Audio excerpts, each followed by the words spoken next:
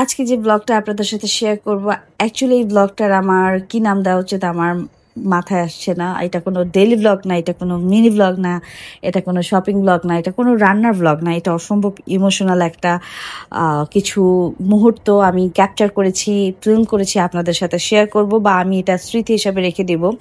তো আসসালামু আলাইকুম, welcome to my new blog.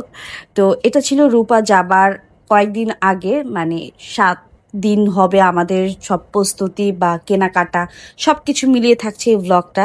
তো রূপা ফার্স্ট ডেতে চলে যায় হচ্ছে রূপার চুল রিবন্ডিং করতে। ও চাচ্ছিল দেশের বাইরে যাওয়ার আগে ওর চুলটা স্ট্রেট থাকুক, আমিও চাচ্ছিলাম, কারণ রূপার চুলটা অনেক বেশি মানে ম্যানেজেবল ছিল না। তো আমরা আসলে প্রথম দিন একটা লাগেজ কিনে ফেলি, 2টা লাগেজ কেনার পরে আমরা বসুন্ধরা যাই। বসুন্ধরা সিটিতে যাওয়ার একটা রিজন ছিল যে আমরা জুতার অনেক বেশি অপশন আমরা ওখানে পাবো। তো আমরা একটা মিনি শুধু ঢুকেছিলাম, এখানে কিছু কেনার ছিল আমার। তো আমি আমার টুকিটাকি দেখছিলাম, বাট আমি যেটা কিনতে গিয়েছিলাম ওটা ছিল না। আমি একটা মিনি ফ্যান খুঁজতে গিয়েছিলাম, পরে পাইনি। তো রূপা একটু টুপিগুলো দেখতেছিল, ফান করতেছিল, আমরা একটু দুই বোন খুব মজার টাইম স্পেন্ড করার চেষ্টা করছিলাম। তো আমরা বেসিক্যালি মানে বসুন্ধরাতে যাওয়ার একটা উদ্দেশ্য ছিল, কারণ বসুন্ধরা সবগুলা না আউটলেটগুলো খুবই লার্জেস্ট থাকে। অ্যাপেক্স বলেন, বাটা বলেন, বে বলেন। আমরা অ্যাপেক্সে অনেকক্ষণ ঘুরেছি, যেটা পছন্দ হয় ওটা বাজেটে হয় না, যেটা বাজেটে হচ্ছে সেটা পছন্দ হচ্ছে না। তো বেতেও সেম। তারপর ফাইনালি আমরা বাটা থেকে নিয়েছি, কিন্তু রূপা পার্সোনালি অ্যাপেক্স পছন্দ করে, কিন্তু আমি এবার ওকে জোর করে বাটাকে নিয়েছি, কারণ বাটা আমার অনেক পছন্দ। আর আমি যেটা বলি রূপা ওটা নিয়ে নেয়, ও বেশি একটা ঝামেলা করে না আমার পছন্দের বেলায়। মানে কেনাকাটার বেলায় আমি বলি হ্যাঁ এটা নেই, কেনাকাটা না অনেক কিছুতেই রূপা আমার ওপিনিয়নটা ও একসেপ্ট করে। তারপরে হচ্ছে আমরা স্মার্টেস থেকে টি শার্ট নিয়েছি। আমি চেষ্টা করেছি ওকে একটু ব্র্যান্ডের জিনিস দিতে, কারণ ও আসলে ওই যে ঘুরে ঘুরে শপিং করবে, নষ্ট হয়ে গেলে যে কিনে আনবে, একদমই ও শপিং ফ্রিক না আমার মতো। আমি অসম্ভব শপিং ফ্রিক, ও একদমই শপিং ফ্রিক না। ওকে যা এনে দিই তাই পরে। ও একটু ব্র্যান্ড পরা পছন্দ করে, মানে যেটা অনেক দিন যাবে, টেকসই। ওর বেলায় হচ্ছে এই বিষয়টা, বাট আমার বেলায় সুন্দর হইতে হবে। বাট আমাদের দুইজনের চয়েস বা একটু সিমিলারই। তারপর এখানে হচ্ছে ও হচ্ছে ফ্লাফি জ্যাকেট যেটাকে বলে ওটা নিচ্ছিল, যেহেতু ও যেখানে যাচ্ছে ওখানে অনেক ঠান্ডা থাকবে। তারপরে হচ্ছে ওর জন্য ওভারকোট নিয়েছে। এই ওভারকোটগুলা বেশ কোয়ালিটিফুল ছিল ওর। আলহামদুলিল্লাহ রূপার প্রত্যেকটা শপিং এত বেশি ভালো হয়েছিল, কোয়ালিটিফুল ছিল জিনিসগুলা, এবং দামও আমি বলবো যে খুব আহামরি এক্সপেন্সিভও ছিল না, আবার একদমই রিজনেবল ছিল না। মিড রেঞ্জের মধ্যে ভালো প্রোডাক্টই আমরা নিয়েছিলাম।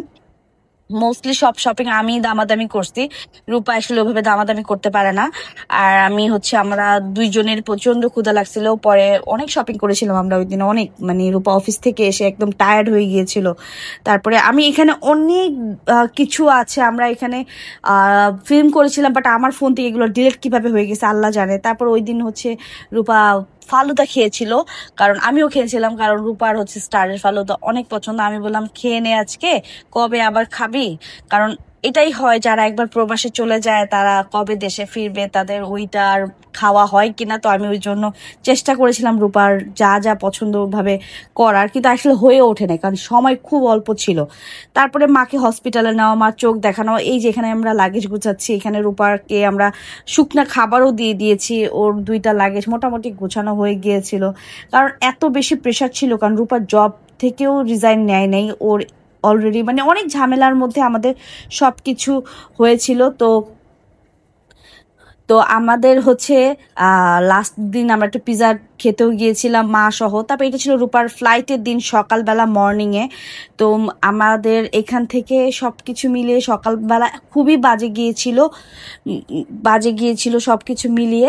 আমাদের চেষ্টা ছিল যে রূপা অনেক ভালো থাকুক, কিন্তু ওকে হ্যাপি ভাবে বিদায় দিই, কিন্তু আসলে ইমোশনালের জায়গাতে, কারণ মা অনেক বেশি নরম হয়ে গিয়েছিল, অনেক বেশি কান্নাকাটি করতে শুরু করে দিয়েছিল। মার সবচেয়ে ছোট বাচ্চা, আমি চাইলেও কাটতে পারি না, কারণ সবাই কাটতেছে, আমি চাচ্ছিলাম খুবই শক্ত থাকতে। আমার ফোন থেকে এতগুলা ভিডিও যে কিভাবে মানে ডিলেট হয়ে গেল আমি জানি না, আমার খুবই মেজাজ খারাপ লাগতেছে। আমি যখন এডিট করতে বসছি, আমি যখন এই ভয়েস ওভারটা দিচ্ছি, আমার ভিতরটা ভেঙে যাচ্ছে। আমি বুঝাইতে পারবো না যে আমার মানে আমি কি করতেছি। আমার মুমিতের বেলায় আমি অনেক বেশি, কারণ মুমিতের অনেক কিছুই রূপা মানে সবকিছু করে। তো ওই জায়গা থেকে আমি অনেক বেশি ইমোশনাল হয়ে যাচ্ছি যখন এই ওর যাওয়ার দিনের এই ভিডিওগুলো আমার সাথে আমি কথা বলতেও পারতেছি না। যাই হোক, রূপা ভালো আছে, আল্লাহর রহমতে ও সুস্থভাবে পৌঁছাইছে।